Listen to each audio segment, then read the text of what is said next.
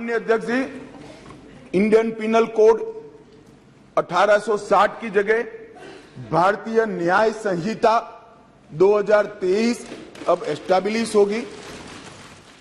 बदले हुए 3 criminal law सोमवार से लागू हो गए। इनसे लोगों को इंसाफ मिलना आसान होने की उम्मीद है। भारतीय न्याय संहिता, भारतीय नागरिक सुरक्षा संहिता और भारतीय साक्ष्य अधिनियम में मौजूदा सामाजिक हालात और जुर्मों को ध्यान में रखकर बदलाव किए गए हैं। बदले हुए कानूनों ने अंग्रेजों के जमाने की भारतीय दंड संहिता यानी आईपीसी, आपराधिक प्रक्रिया संहिता यानी सीआरपीसी और भारतीय साक्ष्य अधिनियम की जगह ली है। 1860 का जो इंडियन पीनल कोड था, उसकी 2024 में कोई प्रासंगिकता इसलिए नहीं रह गई थी कि 160-70 वर्षों के बाद क्राइम करने के तरीके में, उनके टेक्नोलॉजी के इवॉल्वमेंट में, एविडेंस लीड करने के लिए या अपराध के नए नए तरीके बदले। आजाद भारत का अपना कोई स्वतंत्र कानून नहीं था।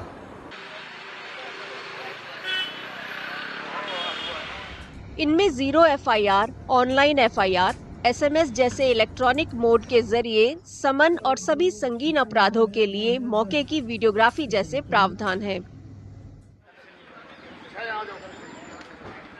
महिलाओं और बच्चों के खिलाफ अपराधों के लिए भी नए प्रावधान हैं। लिंग की परिभाषा में अब ट्रांसजेंडर को भी शामिल किया गया है। हालांकि कानून के कुछ जानकारों ने नए प्रावधानों पर चिंता जताई है। उनका कहना है कि कानूनों की समीक्षा कर इनमें बदलाव की जरूरत है। पहले भी कई जजमेंट्स आए, पुलिस मान लीजिए कोई टॉर्चर करती है, उसके लिए अलग से कोई स्पेसिफिक पनिशमेंट या प्रोविजन नहीं है नए कानूनों में। पुलिस कोई फेक एनकाउंटर करती है या किसी भी तरह का मिसकंडक्ट करती है तो कोई भी सेपरेट प्रोविजन नहीं दिया गया है।